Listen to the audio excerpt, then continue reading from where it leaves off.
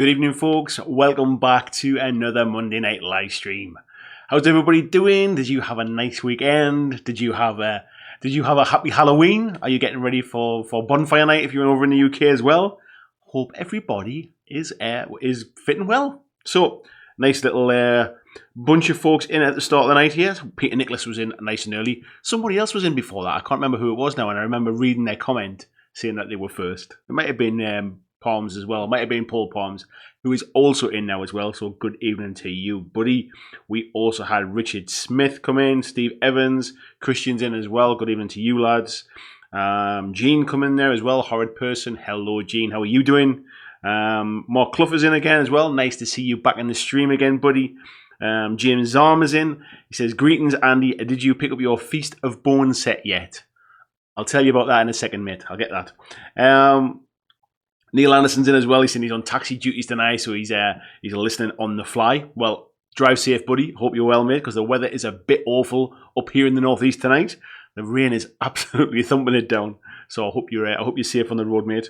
Busey's in as well. Says good evening, all. Hello to you, buddy. Red Rose Wargaming is in as well. Says nice to have something to watch while I paint up some Idoneth Deepkin. Very nice, buddy.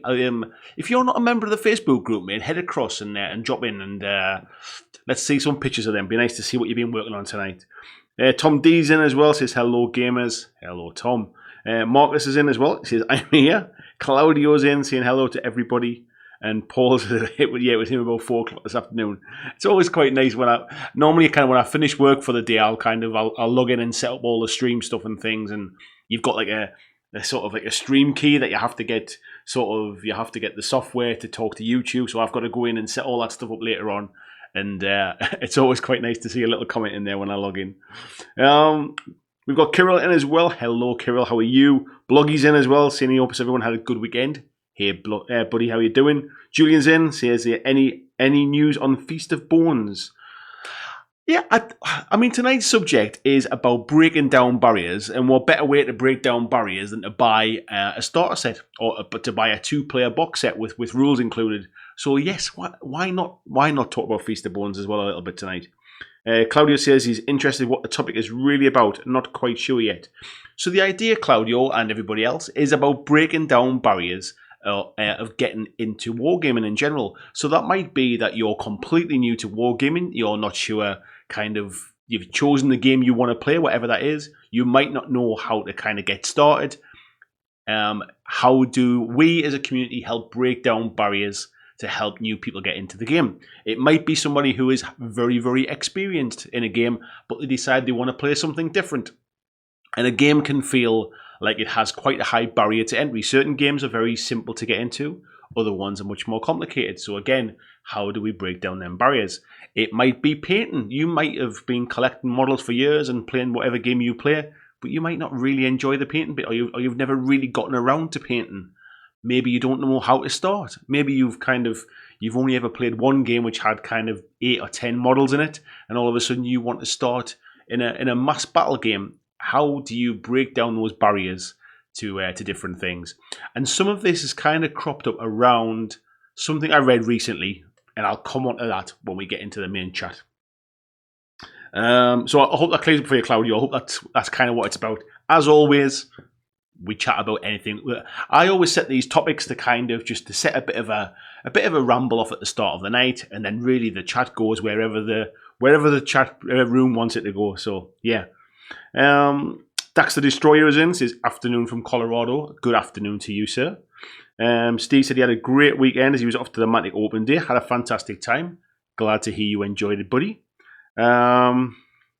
Julian is saying, what do you think about the new Beasts for Warcry? I love them. I've kind of got mixed feelings. One of them I really like. One of them's not really my taste. But I really like the fact that Games Workshop don't really just kind of play it safe. I'd rather they had these polarizing types of models and these very different tastes, rather than kind of playing it safe straight down the middle and everybody going, they're all right.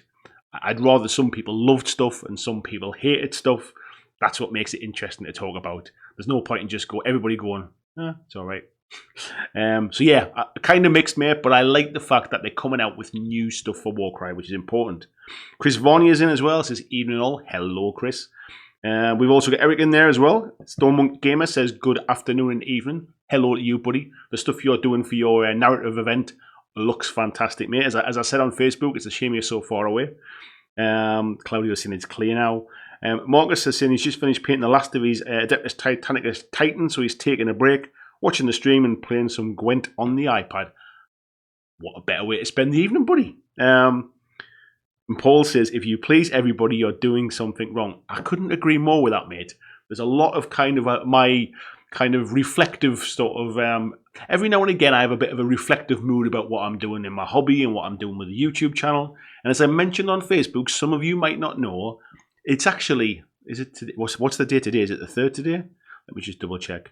It's the 4th. So, yesterday was my 3-year anniversary of being on YouTube. November the 3rd. 2016 was when I made my first, or uploaded my first ever video. So here I am 3 years later. I've averaged 1.8 videos a week. When I checked the stats the other day, I've averaged just under 2 videos a week for 3 years. And I've learned lots. And one of the things I've learned, buddy, is if you try and please everybody, you won't really please anybody. Let's have a look. Marcus is saying he's starting his Warcry. Thomas saying, good evening, all good topic, Andy. Look forward to the crack. Yeah, there's a few different bits and pieces I want to chat about. And I'll kind of pick up a little bit in the more in the chat here a little bit, and then I'll tell you where the idea for this came in. Gene's saying you can't buy and paint everything, so it's good to have that mix, something for everyone. 100%, mate. Tom Ferris is in as well, says howdy from Texas. Howdy to you, good sir. Flying Mammal's having a bit of a wave there, so wave back to you. Eric saying thank you, you're welcome, buddy. Christian saying hello to everyone as well. Stone Monk saying congrats, thank you, buddy. Yeah, that 3 years has flown over, that's for sure. Peter Nicholas has said Texas got the F1 at the weekend and BlackJack Legacy on a Monday. Yeah, there was Lewis Hamilton going winning another championship. James is saying congrats on the 3 years as well, and Thomas is saying congrats too. Thank you very much, gentlemen. Let me get a quick drink here, and I will tell you about tonight's. Before I go on a second, sorry, there's a new name there, so I'll just mention that. The Man Among Us All says, morning from Australia. How's things progress with those Warcry tokens you were going to do a video on? Good point. Videos, as you will have seen on my channel, have been light on the ground. I've been tired of doing a million different things in the background. I will get to those tokens. I absolutely promise I will do. And actually, I will make a commitment. I will make the video this week because I'm not away with work this week. I have a full week of sleeping in my own bed. So I'm not away this week. So I promise I'll get those tokens done this week. So tonight's topic is about breaking down barriers, about making the entry point into this wonderful hobby that we all love, no matter what game you play, no matter whether you just like kit bashing, whether you just like painting models, whether you just like playing the games, whether you just like collecting or reading about the lore, whatever it is, it's about breaking down the barriers. And one of those things that kind of got me thinking was anybody that buys White Dwarf, I buy it quite infrequently. I bought it recently because it had some Warcry stuff in there, which was the kind of the battle arena thing. And I was sitting having a cup of coffee. I think it was Friday morning before I started work, and I was reading through I forget what it's called, but the bit that Jervis Johnson does where he writes a bit of an article. And this article was about Age of Sigmar and about the rules for Age of Sigmar. And he started to talk about meeting engagements. So for those that don't know, meeting engagements is a relatively new rule set which is included within the General's Handbook for Age of Sigmar, and it's designed for smaller size battles, which are, say, 1,000 points worth of models roughly, and on a smaller size board. So let's say 3 foot by 4 foot instead of the big 6 by 4s. And one of the things I started to talk about was that basically Age of Sigmar has become almost seen as 2,000 points is just the right way to play. It's the only way to play. And that's driven predominantly by the tournament scene. And 6x4 tables, 2,000 points of models is kind of that's just how you play. And that was never his intention when he wrote the rules. He always had the intention that new players find it very difficult to get into a game at 2,000 points. You have to commit a lot of money, a lot of time, and a lot of effort to get to 2,000 points to even kind of dip your toe in, if that is the standard game. And he always created Age of Sigmar to be accessible at different kind of sizes. And this was what got me thinking about it. If anybody has seen the Facebook group on Friday, I asked the first of my Friday questions, which was what stops you getting into those bigger scale games? That question was generated in part by what I'd read in the White Dwarf.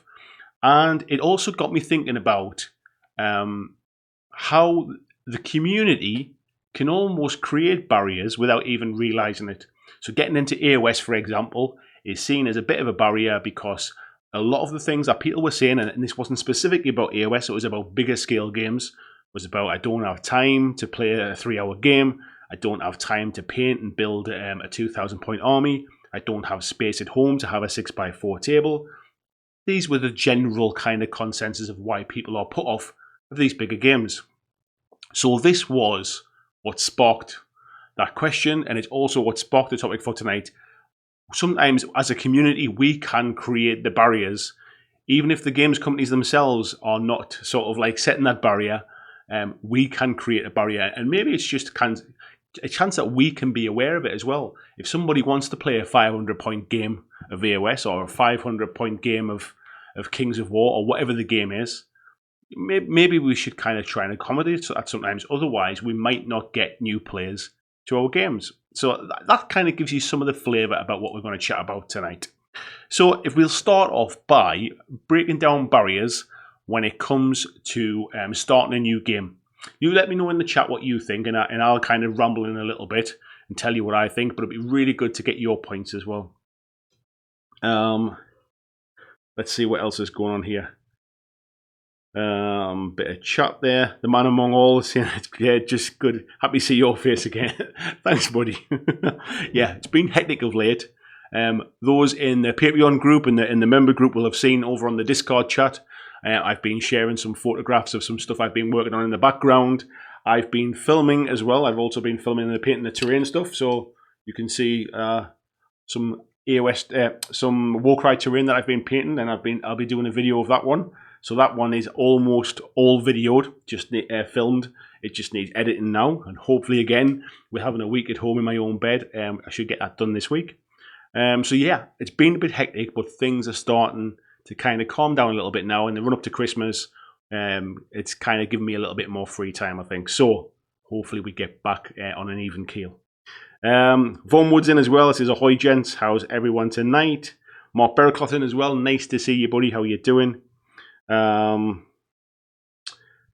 is saying, meeting engagements is great fun, a really good starting point for AOS. Wished I had more chances to play it, really more fun than 2,000 points in a lot of ways for me, and he wishes he could play it more. What really interested me about it, and I didn't even know this was a thing until I read this Jervis Johnson article, was that it's obviously on a smaller board size, the exact same board size, I should say, of, if you haven't seen it, I made a video on how to make a smaller gaming table that hangs on the wall at home so it doesn't kind of take up space all the time. Exactly the same size as that.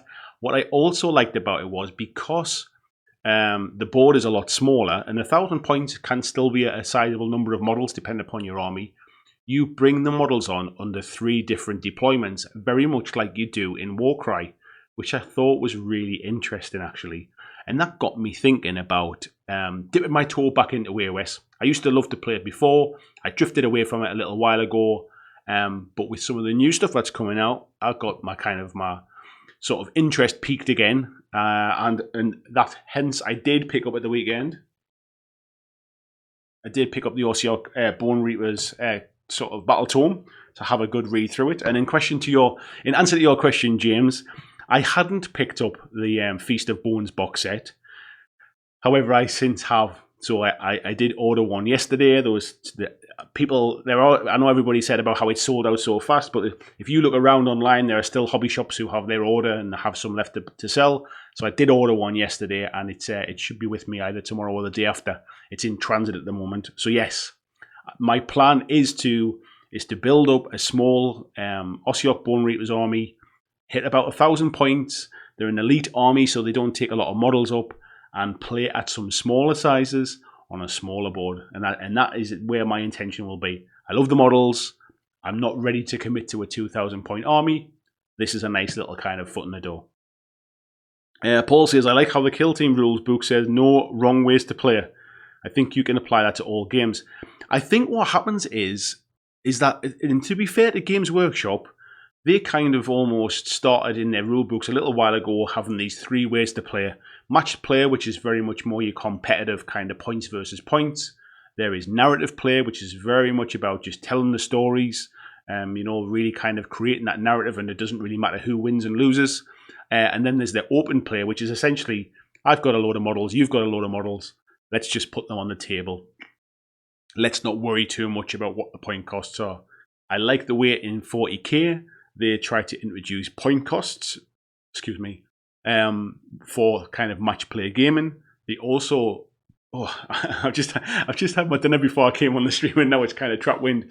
They introduced the point costs for the match play. They also introduced the power levels, which really took away the kind of a little bit more granularity of picking certain weapons options. It became a much more simple way to play it. They're trying very hard to introduce players into the game as simply as they can.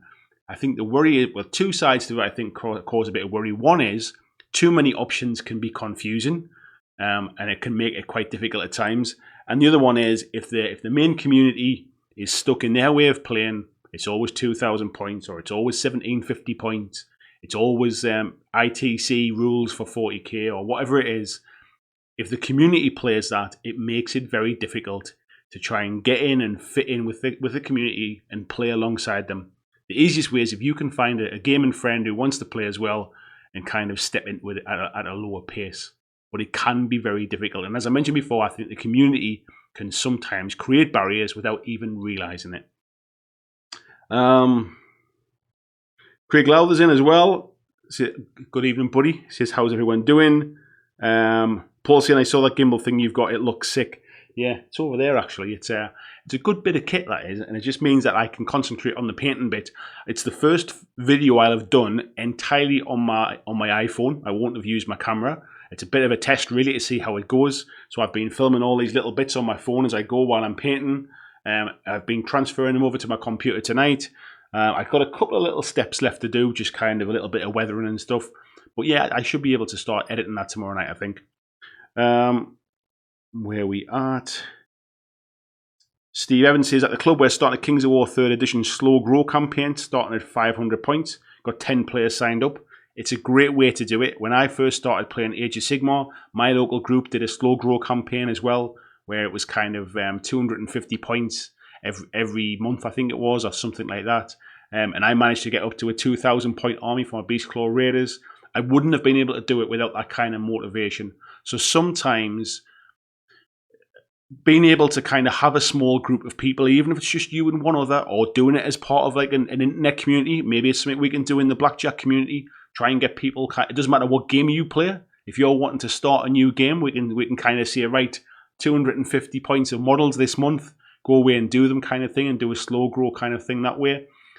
However you do it, it's good to get a bit of motivation and getting other people on board alongside you as well, and not feeling the need to have sort of 2,000 points from day one. Like what we did was, I think we had 250 points each for the first game, and like we had maybe 8 of us playing on a table, so we played kind of 4 aside with 1,000 points, and that was a good way to introduce people to the rules. You don't have too many war scrolls to look after. You didn't have too many models to worry about. It eases you in and lets you learn the rules in a really manageable way. And that goes for any game that is at a bigger scale. Let's have a look. Red Rose Wargaming saying, I love the AOS models, but struggle to find the time to play the bigger points games. That was another thing about this meeting engagement. I think it's like about an hour and a half time-wise, because it's only 1,000 points. that fits with kind of what I like. I'm not a big fan of kind of like 3.5 hour games, those kind of like long drawn out ones. But yeah, I can play at a smaller points cost. And if I can find one other person to play, then I'm happy. Everyone's saying that sounds like a good starting point to Steve there as well. Gene saying the response of the companies is being good. It may not be altruism. If I'm selling stuff, I want larger market, but it's positive. The problem is firmly in the hands of the communities.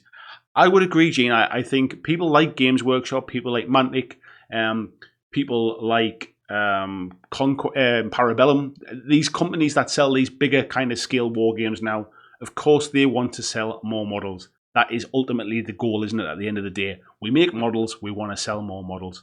But they know that a 2,000 point entry point is a steep climb, if you like, if that's where the entry point is. That's why they all bring out kind of games like Warcry, like Vanguard. They bring out smaller scale skirmish games as an entry point. But to be fair, all of these companies also encourage you to start small and build up gradually over time, because they know if you dive in, become overwhelmed, the chances are you're either going to not play it at all, or you're going to sell those miniatures off and you're going to buy into a smaller game from another company. So the companies are doing a good job. The communities can sometimes not help that. The flip side of that is, as well, as we shouldn't feel that we have the complete onus on us as a community, because at the end of the day, we all want to play the games that we want. If people have got 2,000 points of models, they probably want to play 2,000 point games. But it will be interesting to see some of these companies maybe running lower point cost events, maybe kind of having a bit of an incentive to get new people started at those smaller scale games, if you like. And I know some people have said that maybe these games don't scale down well at these sizes. However, the fact that people like Games Workshop have maybe got slightly tweaked rules to play smaller sizes, the fact that maybe Kill Team into 40k isn't a huge jump rules-wise. Because one of the questions that got asked of me when I started to get into Kill Team was, if you like the models so much, why don't you just play 40k at like 500 points or something? And to be honest, it was a bit of a like, well, actually, I don't know why I don't. It's never occurred to me. Nobody ever plays it. I didn't even know you could. So some of these barriers are kind of, they're built by communities. But I think everybody has a hand to play in trying to introduce new players and bringing down them barriers. Because if people get hooked, they'll quite happily build up to 2,000 points over time if that's what they want to do.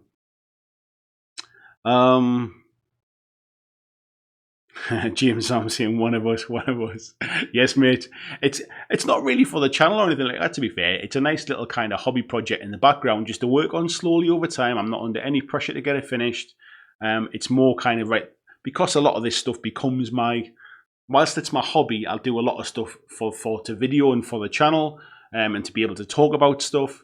It's almost like a nice little kind of like a personal hobby project. And I'll talk about it, obviously, but it's not with the intention of, I want to get playing it so I can film it and talk about it and do painting videos. It's like a little personal project, really. Where are we at? Nick Yellen's in saying, evening kids. Hello, Nick. How are you doing? James is saying, I have a few Stormcast I want to finish up. Just jumped off the top of my screen. I apologise there. And then I'll be diving into the Bone Reapers. Yeah, they should be with me in the next few days. I've already got a paint scheme sorted for them as well that I've got in mind. I bought a few paints yesterday. So yeah, I think that should be going well. Andy Smith saying, hey to everyone. Paul saying, have a Rennie. It's a bit late now, mate. Rui's in. Good evening, Rui. How are you doing, mate? He says, congrats on the 3 years as well. Thank you very much, buddy. I was going to have a cake tonight for 3 years on the channel, but seeing as how it's my birthday soon, we'll save the cake for my birthday. Beauty says, that's what McDonald's does for you. I actually had a very nice bolognese and meatballs and pasta. My wife made for me, but the sauce and the garlic's rifting a little bit, let's just say. Flying Mammal says, can we wear a donut ring? In case I must have missed that conversation. VG is in as well, says, evening Jackers, how are we all? We are very well, thanks very much, buddy. Good morning to you. Paul says, I might be able to nick some of your Warcry scenery painting methods for my Kill Team scenery. You can, mate. I painted my Kill Team scenery in exactly the same way that I've painted the Warcry stuff. It's really, really basic. It's about making it look effective as quickly as you can and not stressing about it. Because the whole point with scenery is you want to just get it on a table and play your games. So it's minimal amount of paint, minimal amount of kind of techniques. The video should be up this week, if not next week at the very, very latest. But yeah, all the videoing is pretty much done. All the filming's done. Just needs all editing up now. Where are we at? People chatting there. Steve said he's starting on this Sunday, 500 points on a 4x4 table, 2 games on the evening, after 250 points added each month. It's a great way to do it, buddy. Yeah, and especially if you can team up into doubles and stuff as well. So you have like 2 players versus 2. If they've each got 500 points each, then you're playing 1,000-point games. It's a nice entry point, and it helps, especially new players. It's a good entry point to help each other kind of get a foothold. I don't know how Kings of War plays at smaller point levels, but it's a great way to get people on that bandwagon. GNC and GW, for their parts, been leading the old guard contingent of the industry. They've adapted the complexity of their rules, scale of their games, representation on the field, even youth fiction. Let's not forget the vast majority of of Games Workshop players that we hear about in the online community tend to be kind of more experienced people, I think. The newer players are maybe a little bit kind of daunted by the whole thing. Certainly, I've got a kind of a couple of experiences, really. I've got my own experience as someone who's tried to get into 40k and has struggled. And then I've got the experience of people like Jason, my brother-in-law, who's never really been a gamer, and he's only just starting to get into gaming with me over the last year. And he's given me a really good perspective of what it's like to come into the hobby brand new, knowing nothing all about it, and just how kind of high that barrier can be. So I've been chatting about the weekend about getting him on the channel sometimes as well, and it would be good to get that almost kind of 2 sides of the coin, really, because he is only a year into the hobby. He's learning to paint. He's learning a lot of stuff that I'm kind of teaching him from game systems and stuff. But he's got his own taste as well. There's games he wants to be able to play, but he finds the barriers are quite high, and it's almost overwhelming with the amount of stuff there is. Where do I start? And when you've got a rule book for a game that might cost, say, £30-40 for some games, it's quite a lot of money to pay to just dip your toe in and find out what the game's about. So this is what I mean about kind of breaking down barriers, really. Barry Clare was in as well. Good evening, buddy. He says, Kill Team in 7th edition got him into 40k. Never would have started if I needed 2,000 points just to play a game. It's interesting because, like I said before, I used to play Age of Sigmar. I haven't played since 2nd edition came out. And Warcry's probably opened my eyes again, even though it doesn't directly feed into it. And the armies I've got are all the original Warcry armies. They're none of the AOS ones. I think it's just kind of got me hooked back in with that kind of that universe, really, I think. Which is why I'm looking at it from a smaller points cost. Mark says, Path to Glory is another great way to slow grow AOS armies. Just started a 4-way battle of Chaos Gods with my group. Great fun. These are the kind of things that I feel like, because a lot of what I do is focused around what happens with online communities, everything just seems focused on those big 2,000-point battles. I never see any battle reports of kind of slow grow stuff. I never see, like, the old Games Workshop Tale of 4 Gamers stuff. I never see that in online videos. I never see it on YouTube channels. I never see it in Facebook groups. That's the kind of stuff that would encourage new and less experienced gamers to kind of feel, actually, it's not out of my reach.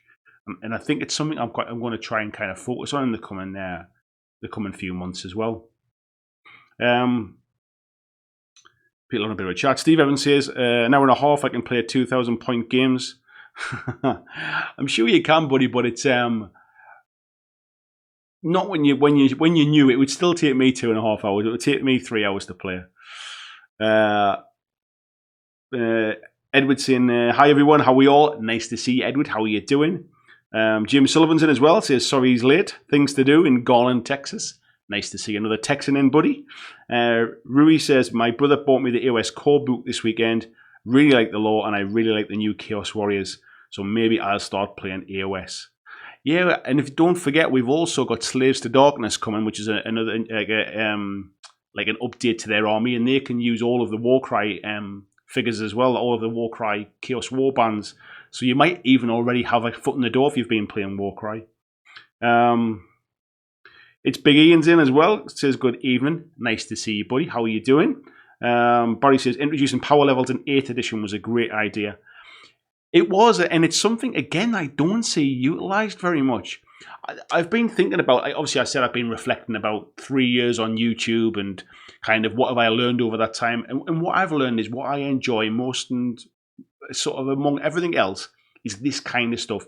Interacting with the community, asking people questions, getting feedback, asking what people are up to, asking what they're enjoying, trying to kind of share that conversation.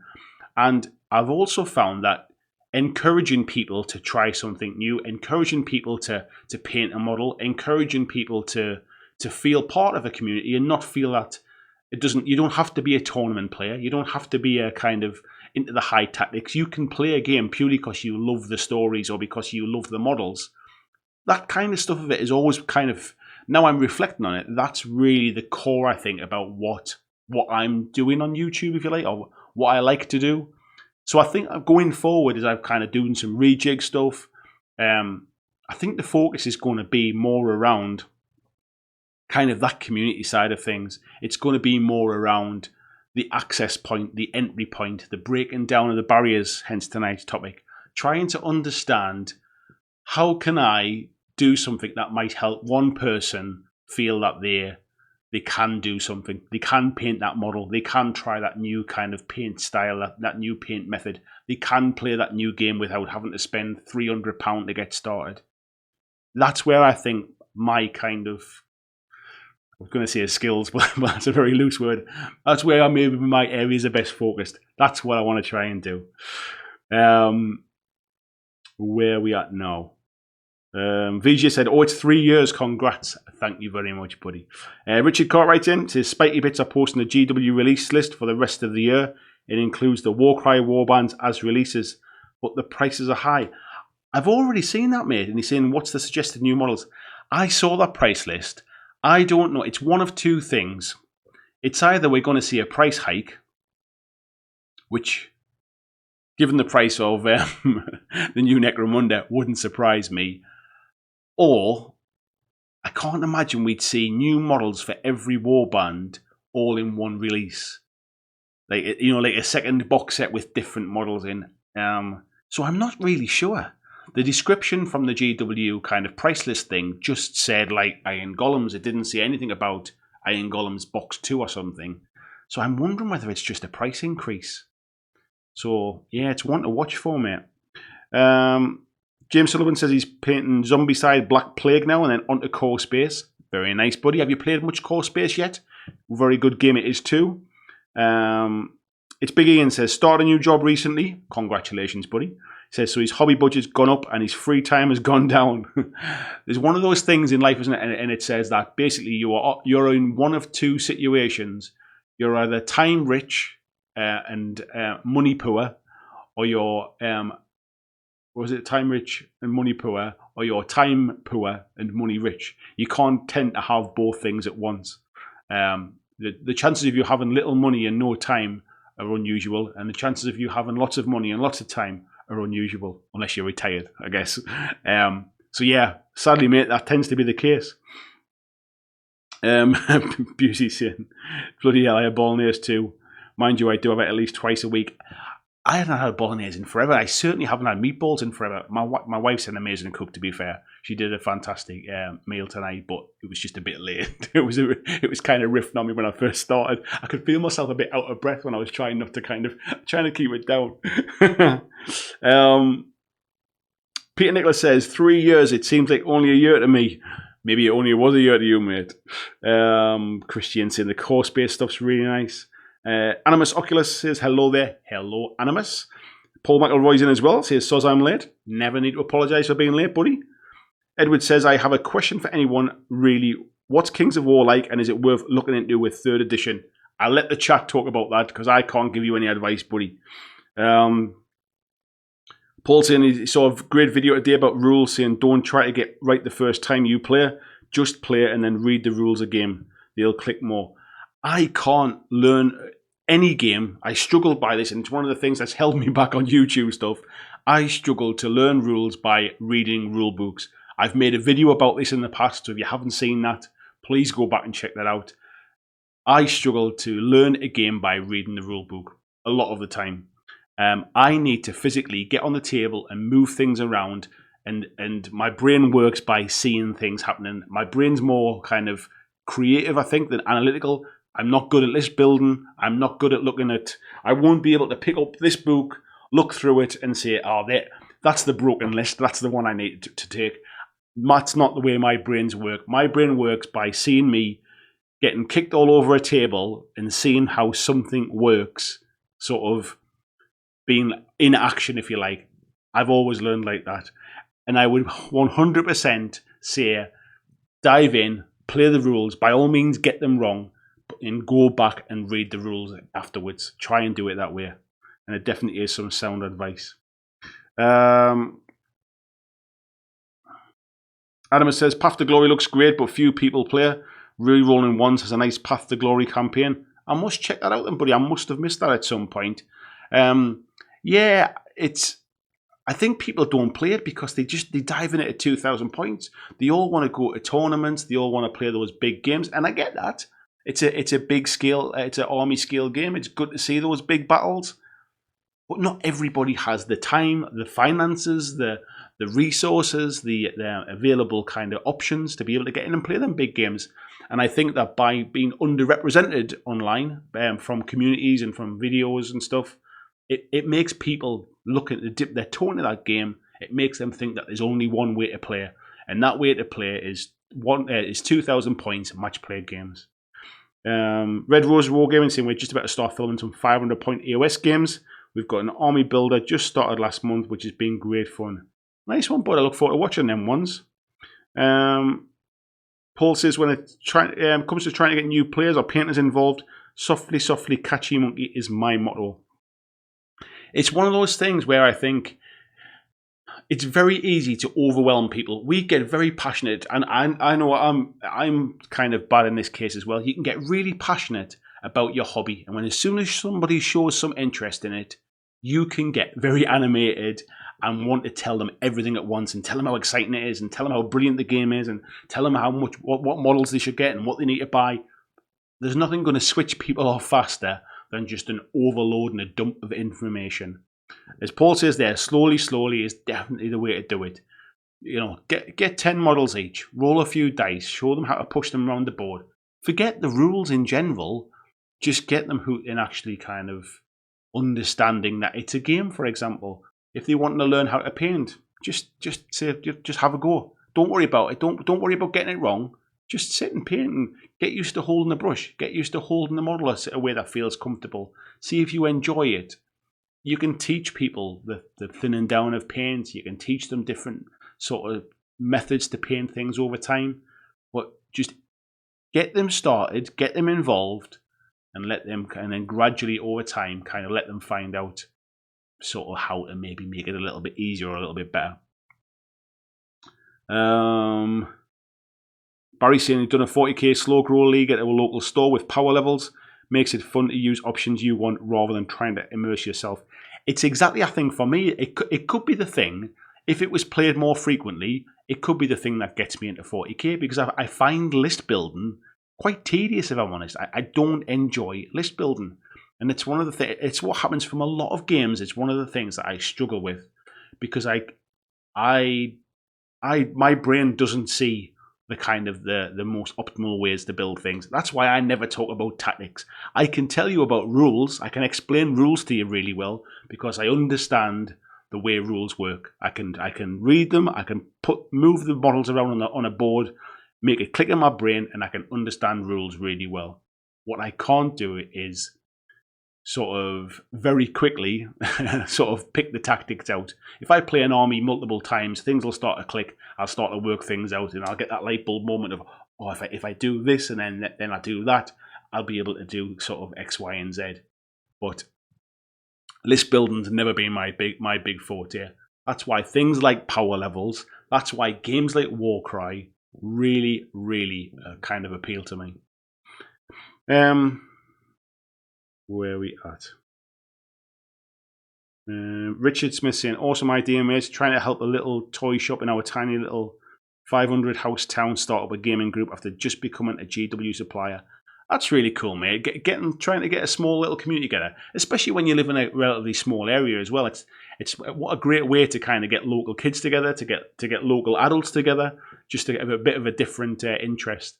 There's a coffee shop not too far from me, and I've always thought this would be an awesome place to have like a gaming group or something in here on night time. You know, it doesn't open late after 6 o'clock or something. Imagine opening an extra night and getting some tables in there and a nice area to game in and kind of nice cups of coffee on the go. One day maybe, yeah. Glyn says, evening all. Good evening, Glyn. How are you doing? James saying he loves core space. It's fun even solo. It is good for solo, actually. Paul says there are ways to be time rich and money rich, but I wouldn't advise them. Yes, mate. I would agree if they're the ones I'm thinking of. Michael's in as well, says, evening, folks. Hello, buddy. Steve says the thing with putting together a Kings of War army is not to think about it as painting lots of individual model, but painting elements. Yes. And I think the other thing is when we're talking about breaking down barriers, and it's relevant to what you were saying there, mate, and it's relevant to what when you were painting at the Weekender.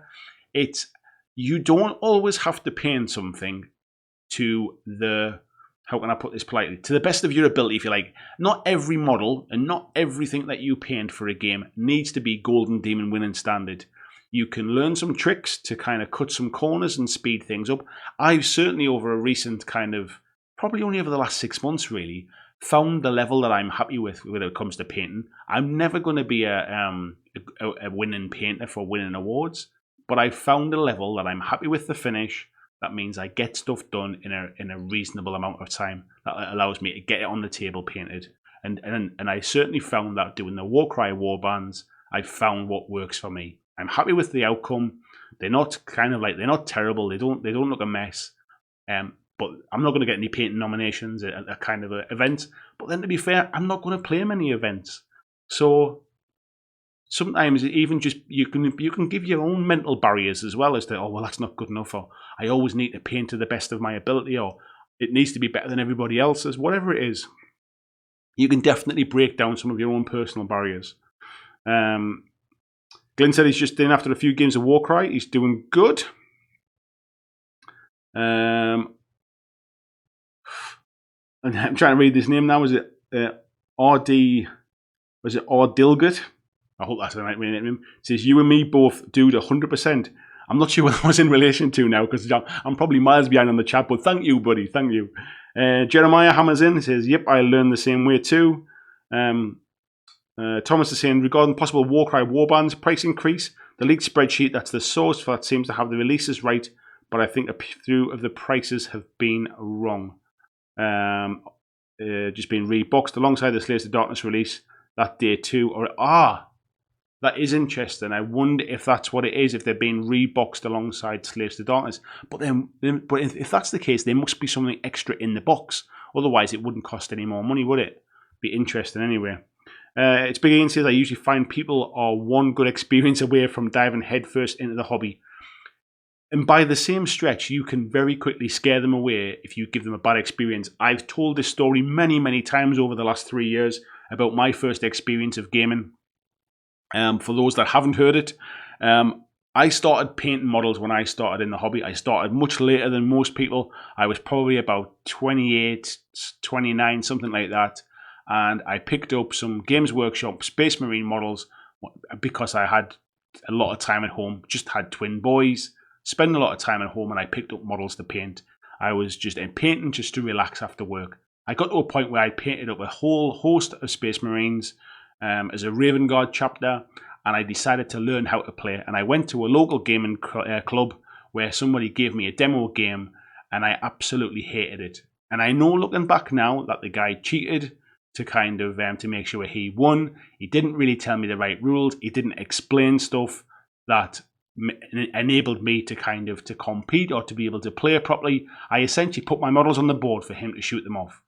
After that, I went on eBay and I sold all of my Space Marines, and I decided I wasn't going to play again. However, I discovered a different game in Malifaux, and that's what got me started down this hobby. It could have went very differently if I hadn't picked up Malifaux models. I could have just decided gaming wasn't for me. So in the one respect of you're only ever one kind of good experience from diving headfirst, you can be one bad experience from never playing again. I mean, thinking where I am now doing this kind of stuff, it's amazing to think that back then it could have went very, very differently. VGS has managed to bring multiple people in the hobby with Shadespire and Blitzball, moving on to Kill Team and Warcry.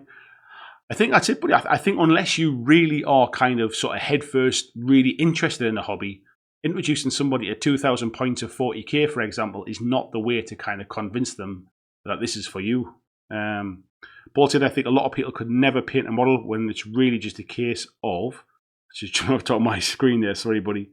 They think they could never paint a model when it's really just a case of learning the tricks. 100%. I was chatting to Rob today. I don't know if he's in the chat today, but Rob Brown. And he's going to go down to a local store to get some painting tips. He hasn't painted a lot in the past. He wants to get some basic painting tips. And I said that if he can, he 100% should get somebody to show him and put him on the right path. Because nobody ever showed me how to paint. And I basically ruined lots and lots of models getting it wrong. And I found what works for me now. It might not be the best way. It might not give the best results. But I found something that works for me. As an example, years ago, I used to play golf. The guy I played with was self-taught. He'd basically picked up a club and he'd basically hacked the ball around and tried to kind of teach himself how to play. I decided I was going to have lessons. And I paid for golf lessons. And so when I went to play, it looked like I'd been playing for years. I had a very kind of taught golf swing. He looked like he was hacking away, trying to kind of dig the grass out. We both hit the ball the same distance. We both played to a similar level. But it just shows that you can get there a lot easier with a little bit of pointers, asking people for help. These days with YouTube videos and kind of painting tutorials, some really good painting kind of little... what's the word I'm looking for? Like painting events where you can go and sort of painting lessons. All of those kind of things are great to try and break down them barriers. Things like contrast paints are a great way to break down barriers and trying to teach people those kind of first steps into painting. Start here, and when you feel comfortable with that, let's move on to the next stage kind of thing.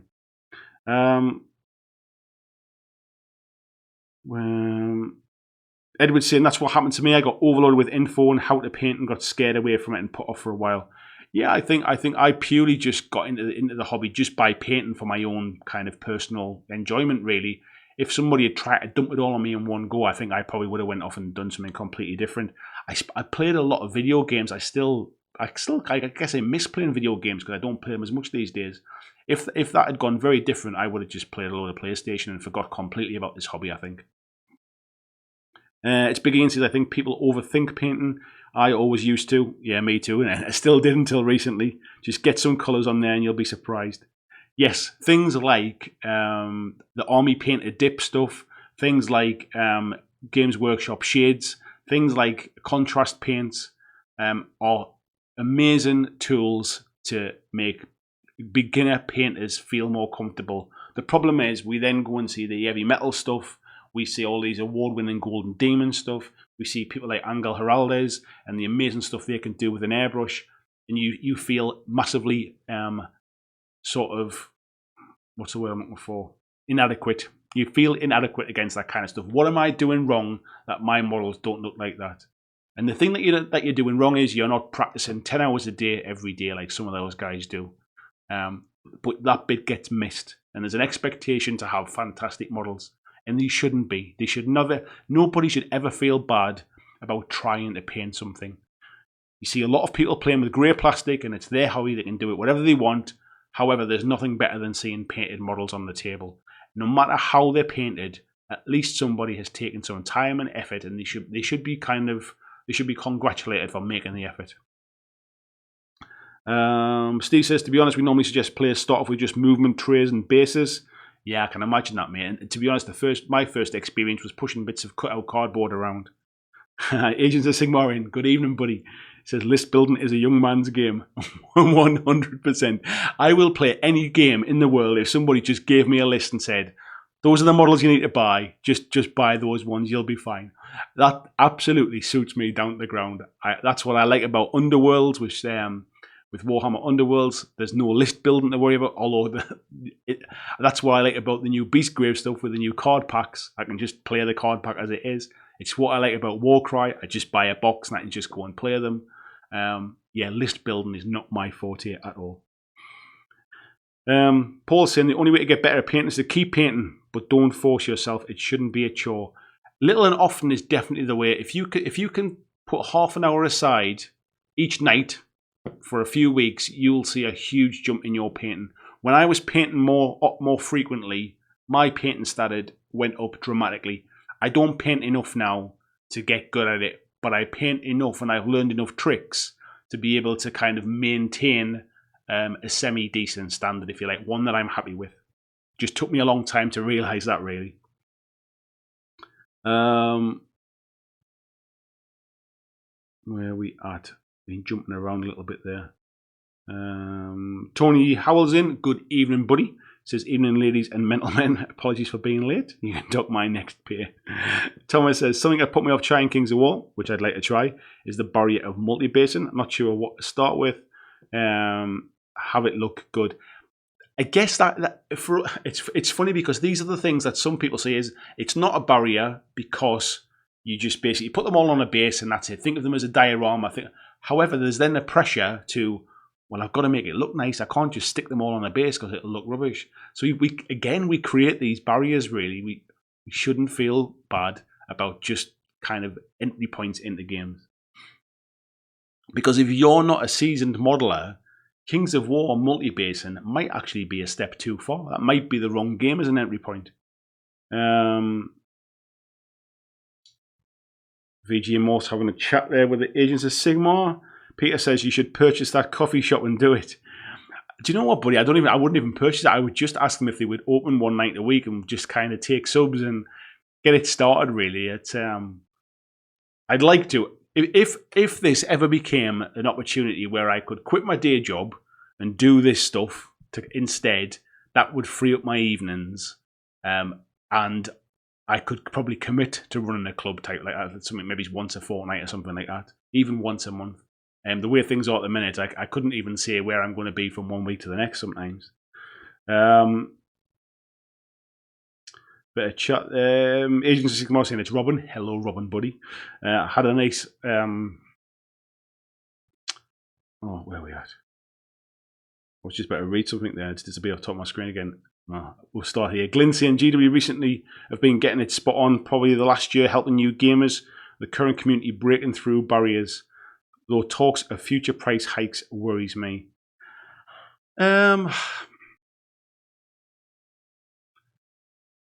Who knows, mate? Who knows about price hikes? At the end of the day, it's just they're a business. They're going to put their prices up at some point, aren't they? People having a bit of a chat there. Steve says he loves multi-basin, one of his favourite things. All I can suggest is start simple. It wouldn't take long. Yeah, I think again, people see some amazing efforts and think, well, I couldn't do that, so I'll not bother trying to start. It's quite defeatist, I think, sometimes, isn't it? Tony says, definitely agree on the painting. Always trying to encourage people to start them off with the basics. I think even the basics, like, because you see all these models and stuff, people think that there's no way all I did there was dip my brush in the paint and put on that model. That can't be just the basics. I think we do assume that everyone is born knowing the basics, and that's not the case. I certainly didn't. It took me a while to thin my paints down. I still don't use a palette now, so it's all those kind of different things.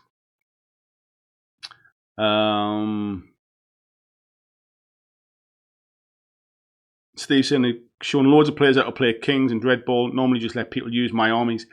That's a good entry point as well. If you can give somebody a use of an army for a game, it's definitely an easier entry point.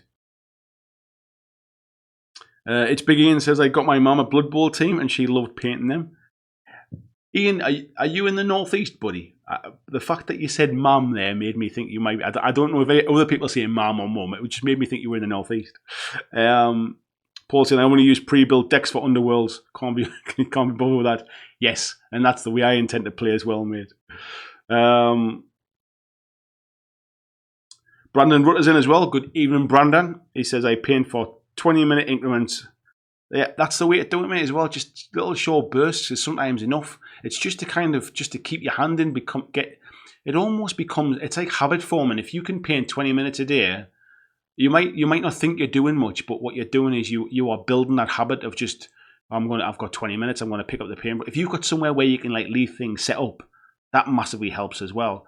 I've got one of those little GW hobby boxes that I keep everything in there, and I find that that's better for me because then I can paint in different rooms of the house. If I want to sit and paint downstairs while my wife's watching TV, I can do that. If I want to sit and paint in the conservatory while the little one's playing, I can do that, rather than having a dedicated setup like in my room here. VJ's chatting there. Paul says, I tend to paint in huge 5 to 8 hour stretches, or not at all. I couldn't do that, mate. I need to get distracted, I think. Sometimes I will do. If I've got a rare night at home on my own or something, I might stick a film on and sit and do a bit of painting. But I very rarely paint for long stretches. Richard Cartwright says, on topic of painting, if you're unsure or lack a bit of confidence, take your time. You aren't in a rush. You can make it as good as you want. It's how he did it, and took weeks to do my iron golems. 100%, mate. It's not a competition to see who finishes first. It's not a competition to see who paints it the best. Or it might be if that's what you're entering. But in general, just take your time. And at the end of the day, if you don't like it, you can always strip those models again. You can always take the paint off and start from scratch.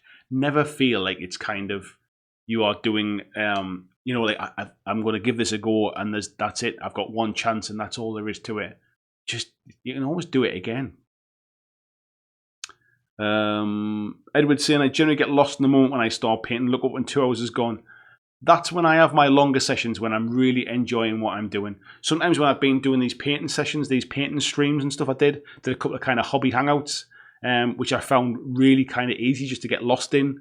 And I found that sitting, having a chat with people, even though they weren't in the room with me, chatting to people like this online really did help me to just kind of pass the time.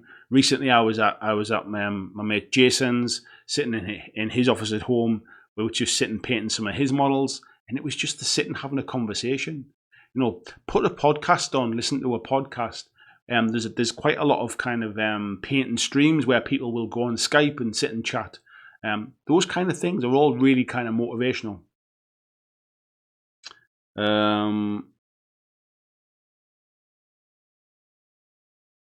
Noxie's in as well. He's saying, hey, people, he's just hobbying in the background. Nice to see you, buddy. Where are we up to? Busy chat tonight. Flying Marvel saying hi to Glenn. Edward's having a chat as well. Richard says, only started in August and I spent weeks on 8 models. I'm sure some could knock out in a weekend, considering they're all the same colours. I probably get to a point now where I can maybe paint a warband in maybe 6 or 7 hours probably now to do a full warband. But that's with like years and years of like practice and cutting corners now and knowing which bits to spend time on and which bits not to spend time on, and where contrast paints can be used to speed things up. It's all these things that you learn over time. I'm not a great painter, but I've learned lots of shortcuts that look effective, and sometimes that's even better. I've learned I get more enjoyment from models being finished than I do from painting to a high standard. It took me a long time to realise that, but the thought of seeing a full army all finished fills me with so much more enjoyment than seeing one model painted to my absolute best standard. Foam Wood says, I can see more price hikes from GW will maybe push more people to the Chinese market, depending on how big a bump it is. I'd be surprised, buddy. I'd be surprised. I think they can still withstand a little bit more in prices. I don't think they're at a point. I think especially with people buying online, 20% discounts, that kind of stuff, I think there is still enough flex in the price. I don't think it can go far. I think this £175 for Necromunda is really going to test the market. But I think that there's a little bit of flex in there. However, The other companies better watch out, because I think very soon, if they go too far, people will start to look at other cheaper alternatives.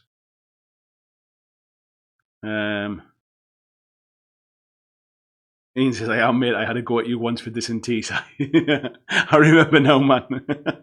It was as soon as you said, Mum, it's funny how certain words will just kind of sort of locate you somewhere in the world, isn't it? Gene said, it's like riding a bike. The basics take time, but once you pick it up, it's there. Mastery takes longer, but nobody should be worried about stuff like that getting started. I read something recently, I think somebody put it in the Facebook group, and it was about that people don't hobby anymore because there's pressure to be the best at everything you do. So if you're not the best, if you're not the best runner, if people just don't go for a jog anymore. People take part in 10K runs, and they take part in marathons. And nobody sort of, I guess from our hobby, nobody just plays for fun anymore. Everybody wants to be in a tournament, and if they're not winning a tournament, they'll dump that army and they'll go and get something else. A hobby should be a hobby. It shouldn't feel like hard work. It should be there to relax you and to excite you and to bring enthusiasm. So however you get your enjoyment from it. Don't let anybody tell you you're doing it wrong or there's a better way. If you're enjoying what you're doing, happiness is so important. VJ saying he's trying to get all these Blitzball teams built and painted by next year for the launch of the channel. Ooh, the launch of the channel, yeah. Brandon saying, not 20 minutes a day, it's like an hour and a half total every day. I just can't sit for that. Right, I see what you mean now, mate. Paul says, I like to set the full day aside if possible. Wow, there's completely different kind of conflicting things. So there is no right way to do it. There's only what's right for you.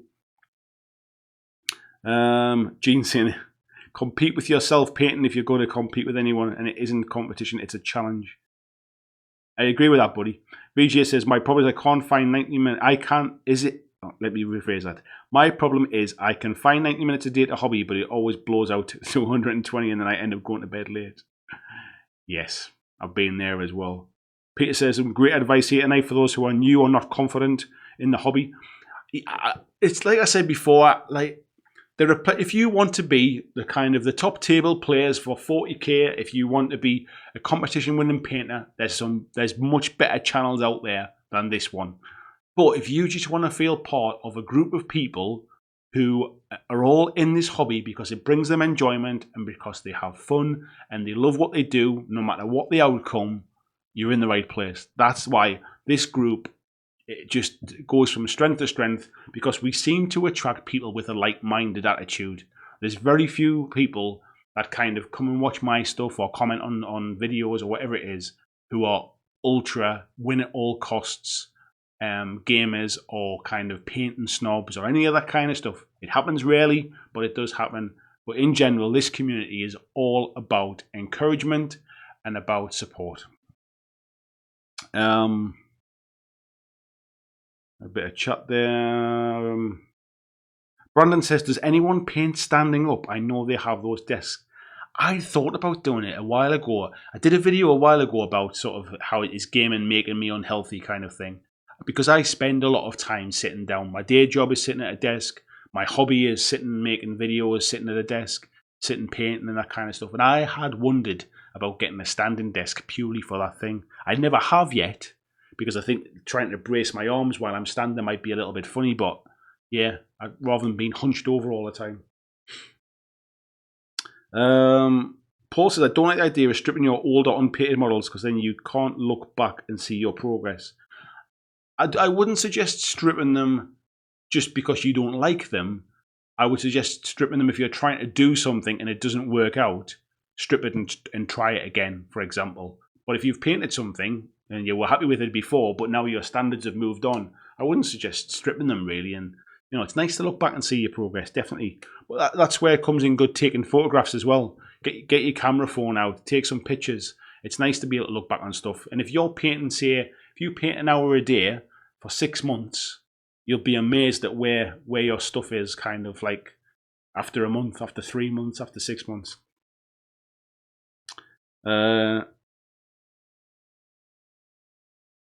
Usually there saying when I Paint people's houses. The customer always thinks you're trying to save money and cut corners when thinning down paint.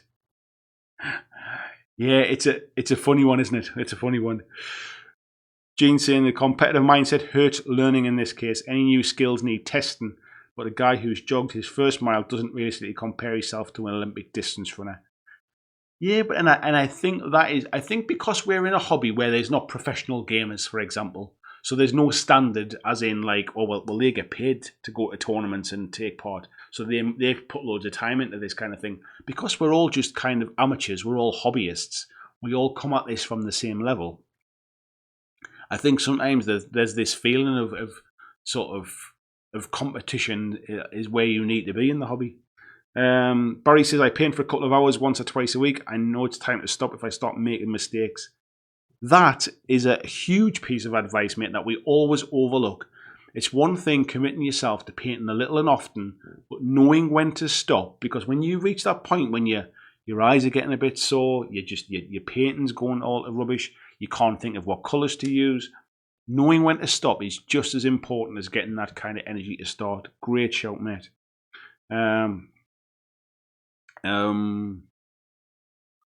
Brandon says, its specialist division, did Adeptus sell out at that price? Yes, it did, mate. And actually, just while we're talking about this, I'm going to flick this up. So I brought this up on the screen just to make a point. So Adeptus Titanicus is, because it's come back as a second reprint, is £180 for that set. So you obviously get your rulebook, you get some bits of kind of information in there as well.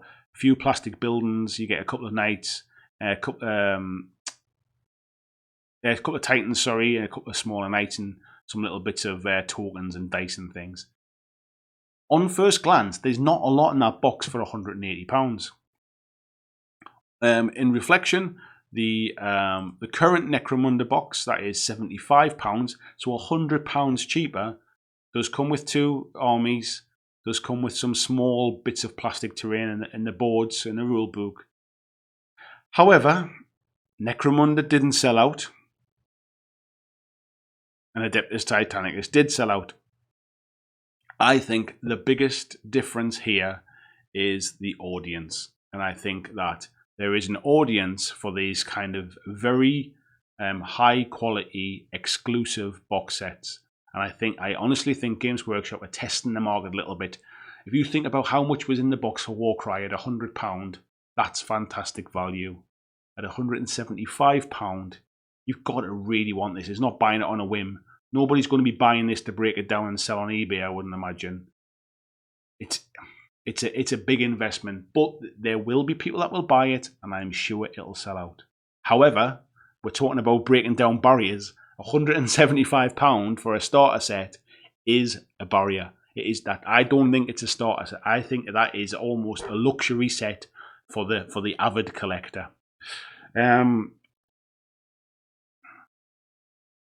Where are we at? Paul saying, I think a lot of people want to be the best so they can show off. I blame the internet. Yeah, I wouldn't disagree with that sometimes, mate. I think people, we do live in a day and age where people want attention and they want people to tell them that they've done something good. That's why I like this group. Is because actually just by the act of doing it, by the act of actually committing some time to sitting and painting a model, you've done like that. That's the bit you should be commended for. It doesn't matter what it looks like at the end. You should be commended for actually getting started in it. This is not this is a hobby. It is not a tournament. It's not a competition. If you want to be competitive, by all means, there are other kind of Facebook groups. There are other YouTube channels that will teach you and will critique your stuff if you want to be better and you want to be critiqued and you want to be competitive. But this is a hobby. This is a hobby group. This is about enjoying your hobby.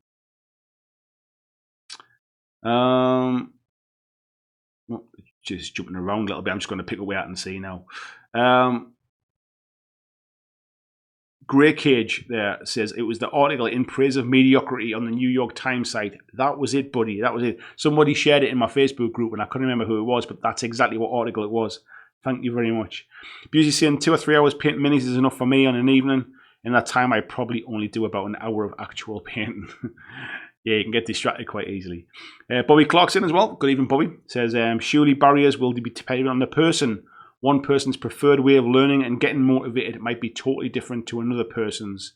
Sometimes advice given may be very unproductive. I agree, mate. And I think, like I say, everybody does things differently, and barriers are different for everybody, which is why this chat is really open-ended, really. Like, what are the barriers that you find in certain things? What are barriers that are created by the companies themselves? For example, £175 for a box set. What are the barriers that are created by the community, as we were talking about before, by saying the only way to play this game is a 6x4 table and 2,000 points, even though you could have an entry point at 1,000 points or 500 points and play on half the size of a table. These are barriers that are different. So some people, I asked the question about why do you not play bigger scale games? For every person that said, I don't have the time, I don't have the space, I don't have the money, there was somebody that says, none of these things are a barrier. I love them. I'm just going to take my time and I'm just going to do it. So you're right, these barriers aren't common to everybody. But if you've got a barrier, if anybody in the chat has a barrier to entry into whatever that is, painting, gaming, hobbying, whatever it is, feel free to shout and we'll try and help to break down those barriers. Edward says, I think the best thing that's happened to me in the hobby is the Facebook group and this YouTube channel. Everyone is very active and helps each other. Yes, it's been a great source of kind of enjoyment for me as well. Even though I kind of kicked it all off, it only exists because people take the time to get involved in it, and I'm really proud of what that's become, really. And it is about support, and it is about advice and encouragement. Steve said he lies down on his sofa and paints. I'm impressed with that, mate. I'm sure you told me that before. Paul says, every time I take a photo of a model and I don't, it looks 10 times worse. It does, and that's the problem. That's one of the reasons you can almost kind of send yourself down a path, because you look at it in your hand and you think, that's all right, I'm quite pleased with that. And then you take a picture of it and stick it on Facebook and you go, oh, I can see that brush stroke there, or I can see that bit I've missed, or I must have knocked it there when I've been doing that bit. It can really kind of accentuate any issues. Excuse me while I have a drink. Where's the chat going?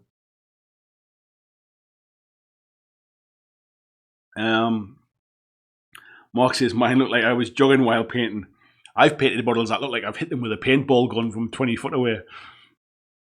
Don't worry about that. Marcus is saying, Adeptus Titanicus is expensive stuff, but you don't need a lot of it.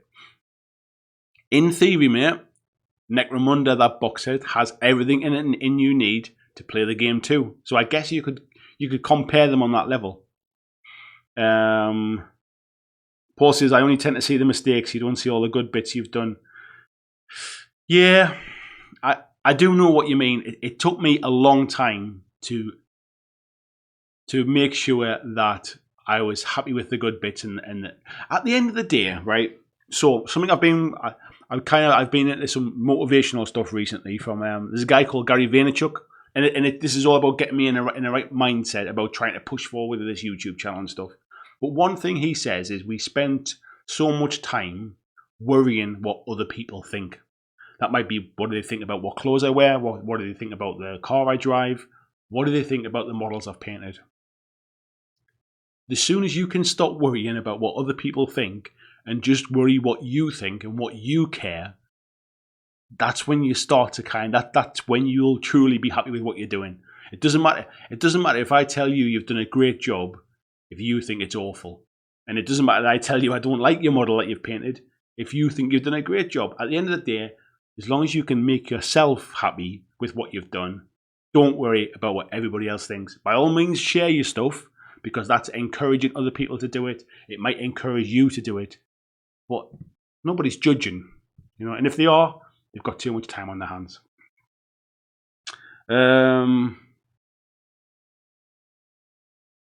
Where are we at? Marcus is saying I got the Grand Marshal set when it was first released. Haven't regretted it once. Yeah, they got the Grand Master set. If you, and this is the point, if you're going to play the game, you're going to get your money's worth out of it, then it's money well spent. I think the worry is a lot of people don't. It sits on the shelf. Yeah, it's not beginner friendly. Paul says, no way is that a starter set. It depends. If you've never played it before, there's everything you need in that box to be able to play it. Claudio says, Games Workshop built the barrier years ago when I was younger and tried to get my regular friends into wargaming. I'm not sure. Unless I've missed something at me, I don't know why that is a barrier. If you want to expand on that, be good. Richard says, if they're aiming for asking for more money, I can see the next Warcry starter being the 2 new warbands as the kicker. No, I don't think it will, mate. I don't think we'll see another Warcry starter set for at least another year or two. There's no need to now. Everything that was in that starter set is available to buy. The whole point was to build some buzz, to get people playing, and now the idea is the community grows by people dipping their toe in and picking up a rulebook and picking up a warband. I don't think you'll see those two coming through. And in fact, I think you'll probably see those two released before the end of the year. Thomas says, any advice from anyone on the possible barrier of struggling to play games? For me, at least, playing is a big motivation, but also for me, and I expect for others, not knowing other hobbyists in person and not always being able to go to a club because of time or location can be a real issue. What I found, Thomas, is you need to put a date in the diary you are going to meet and play. If you've got one friend that plays, if you've got a local club that you can go to, even if infrequently, whatever it is, put it in your diary, stick it in your calendar, in your phone, and commit to going to it. It's much easier to just say, oh, I'll see if I can get a game next week, or I'll see what I'm doing at the weekend, see how I feel. And what happens is you put it off and you put it off and you put it off. Nail it down, get somebody to play against, commit to a date, and then what you tend to do is you tend not to let people down when you've committed to something. You don't want to pull out because you don't want to let them down. They don't want to pull out because they don't want to let you down. So you tend to commit to it. So if you can get that date in a diary, you'll find, even if it's only once a month, even if it's only once every 2 months, you've got something to look forward to. Get it nailed down for a specific day and a specific time. You'll probably find it easier to get them games. But if you're, as you say there, if you not know enough other hobbyists in person, that can be tough. But we tend to live in a world now where you should never really be too far away. You should be able to kind of reach out to somebody somewhere. Even if it's a local Games Workshop store, if it's a local hobby store or something like that, check online, check on message boards, check. If there's somebody online in one of the Facebook groups, if somebody in my Facebook group, somebody who lives close by, don't be frightened to reach out. At the end of the day, that person can only say, no, I'm busy. Don't be frightened to reach out and try and sort of pin something down.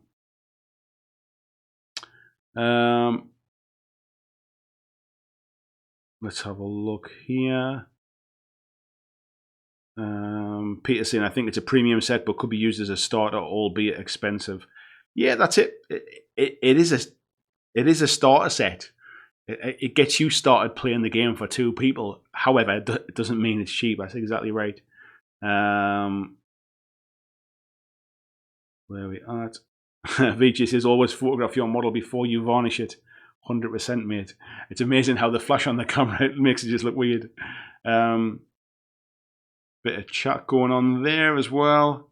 Peter says, I can't even drink while lying down. I get wet. VG says, it's been a thing for a while. He's far too much of a perfectionist with his painting. I used to be the same, and I got to a point where I got nothing done. And so I was never happy, because not only was I not getting really nice models done, because I wasn't finishing them, I wasn't finishing anything. So I had a load of half-painted plastic, if you like. It took me a while, but yeah, I've found the route to happiness, and it's just pleasing myself, that's for sure. Nando's in as well. Good evening, Nando. Says the biggest barrier is not being able to play games I like. For example, there is only other player who plays Warhammer Underworlds at my local store. Sadly, it's a real shame, that, isn't it? And unfortunately, the onus becomes on you to do one of 2 things: to either try and create a community for the game you want to play and find new players, or to find another game that other people play that you might also equally like to play. It is a tough one, and sadly, there's no easy answer for that one. But I think unfortunately, with a bit of tough love there, I think it falls on your shoulders to do something about it, to either choose a different game that people are playing, or to really champion the game that you love and get others on board with it. Brandon says, now I think of it, aren't those gangs huge for Necromunda? I bought Underhive and the gangs were like 10 dudes, right? I forget how many's in there. I think there is quite a few in it, mate. Jane's in, yes. F those guys, that's what Goblin and I say. Yeah, exactly, mate. That's what I say too. Paul's talking about playing single-player games, I think, there. Yeah, Blackstone Fortress, Rangers, Shadow Deep, Walking Dead, All Out War can all be played one player. I think those are good ideas, and that is... I got distracted there. I got distracted. Something pinged up on my phone, Jay Finnegan. What was I just going to say? Yes, those are good games. Playing solo games is great, but you don't get the same feeling. If you can get... They're good games to play, so you can play them on your own. However, I would still suggest trying to get somebody to play against as well, where possible. Peter says, so hang on, what don't you like about my car and my clothes? I think you look you drive a lovely car, mate, and you're very, very well dressed. Bit more chat. Red Rose is saying that there's a Warcry book coming soon. I think the new war bands will be released with that. That's what I think too, buddy. Barry Kleiber is saying, amen, you need to do what makes you happy. It's a hard lesson to learn. It took me 43 years to learn it, mate. That's how hard a lesson it is. Peter says he doesn't play many one-player games because his opponent cheats. Claudio says, going to rephrase it, the price rises were always a thing, and the argument you only need one troop didn't catch on. Now it's too late to get them into more affordable games. Yeah, I can get that. I mean, price is always very subjective. One person's fantastic value is another person's far too expensive. I can't afford that. So price is always a bit subjective, but I think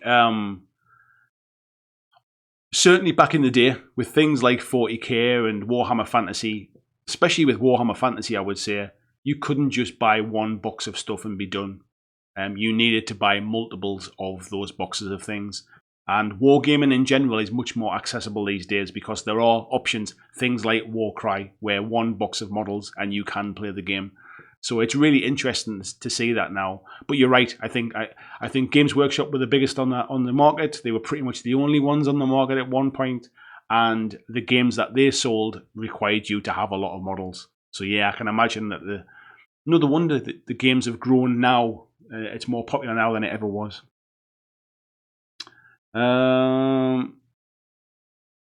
People having a bit of a chat there. Andrew Pierce, good evening, Andrew Pierce. He says there's the Game 4 app Uncle Adam and his lot produced for gamers. Good shout as well. Obviously, Facebook groups are another good shout. Local gaming groups tend to have their kind of organising stuff through Facebook or through Twitter or whatever as well. But yeah, the Game 4 app's a good shout. Brandon says, I hate to say simplify all rules, but if they did for Necromunda, I'd probably go all in on this again. It just got to be too booty, and that's coming from someone who buys all AOS tomes. I tend to agree, mate. I bought Necromunda. You can see it on the shelf behind me. Can you? Is it there behind me? It's there somewhere. I bought Necromunda, and the rules are too crunchy for me. I thought this new Necromunda was going to be almost a streamlined, smaller play surface version of it. Don't think it is now. So for me, 175 quid for something that'll probably sit on my shelf next to the other Necromunda that I don't play. Yeah, it's too much. Neil says, are you saying, Andy, it's okay to leave mold lines and undrilled barrels? Yes, it is, mate. Yes, it is. I like to drill the barrels out, I'll be honest. I do tend to drill them out myself, but that's because I like the way it looks. When it comes to mold lines, I do the obvious stuff, but the way models are made these days, so much of the mold lines are hidden by stuff that actually, sometimes life's too short to worry about it. If you can hardly see it, and they're going to get covered over anyway. Like, I think when I did these bits of terrain, I obviously cleaned them up the best I could, but I found along the tops here were absolute nightmares for where the clipping off points are. So you can't see them now, but I know they're there. And is that going to stop my enjoyment of the game? Nah, probably not. And the thing is, the amount of games I will play with this stuff that other people will see to pass comment on it, I ain't going to worry about it. I like the fact it's finished. That's what I like. So yes, it is okay. Everyone's saying, Thomas is saying thanks for the advice to everybody. Paul's saying you can play the Warhammer Underworlds video game. Yeah, it's coming soon, isn't it, I think? Bit of chat going on. Skullmunch is saying, oh, yeah, Peter's on fire tonight. Hello, Skullmunch. I hadn't seen you comment before. Nice to see you, buddy. He's saying, good idea, Peter. I would help. Peter suggesting I should play with myself, so I'm busy. Busy saying you can play online using webcams and multiple boards.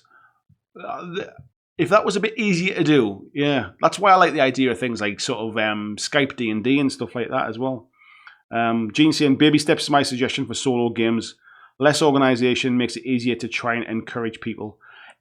I was always a big proponent of Walking Dead All Out War. The fact that you could play solo meant you could teach yourself the game before you could teach somebody else it. The fact you could play a co-op meant you could play alongside somebody and ease them into the game. You didn't feel like you were up against each other. And then obviously you could play kind of player versus player as well. I still think it's a great entry point. So yeah, there are still shouts for solo games, but there aren't that many games that play just as well solo as they play multiplayer. Some are definitely more weighted one or the other. Roxanne as well. Good evening, Roxanne. So the major barrier I found is people's fixation on the latest hotness. Yes, it's common to see people move on to new games and turn them into good, but older games becomes a real struggle. Yeah, I completely appreciate what you're saying there. I think it's very easy, especially with what I do with stuff like this. It's always cool to have new stuff to talk about because actually, when it comes to making content, it's quite hard just to go, I had another game of that game that I've always played for 2 years. I had another game of that was really good. It's not very interesting. So there is an element of me wanting to kind of keep up with the latest news and stuff like that as well. However, if you're in a gaming group with a bunch of friends and there's that one person in every group, there's always that one person in every group who tends to kind of lead the way. Whatever they want to play, people will follow them. They might be quite charismatic. They might be the one kind of who always has the latest toys. They might be the loudest one. They might be the bully, to be fair. And if that person is a bit of a hobby butterfly and they jump around from game to game to game, that can become very demoralising and very expensive for everybody else. So yeah, you have to kind of choose your gaming friends wisely, I think, when it comes to stuff like that. VJ saying he's got a split, folks. See you next week. See you, VJ. Nice to see you, buddy. And Busey saying, don't get rid of that Kallax shelf. It's good to see the games behind you.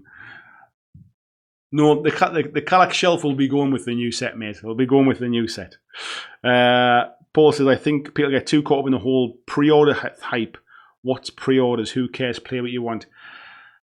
I think we're in an age now where we have things like Kickstarter, so people get caught up in the Kickstarter hype.